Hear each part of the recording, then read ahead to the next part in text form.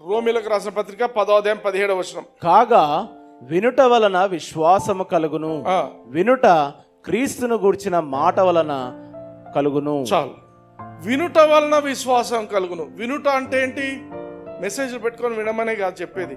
నువ్వు బైబిల్ చదువుతున్నప్పుడు నీకు తెలియకుండానే నీ యొక్క చెవులు వింటుంటాయి. వినుట వలన నీకు విశ్వాసం కలుగుతుంది. వినుట కూడా ఏం వినాలా?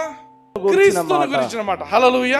యేసు క్రీస్తు సిలువలో నీ కోసం ఏం చేసిందో వాటిని ధ్యానిస్తున్నప్పుడు నీకు విశ్వాసం కలుగుతుంది.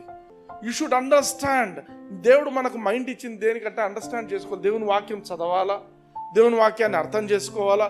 ఎప్పుడైతే యేసుక్రీస్తు శిలువలో నా కోసం ఏం చేసిండో ఆలోచించాలా, ధ్యానించాలా.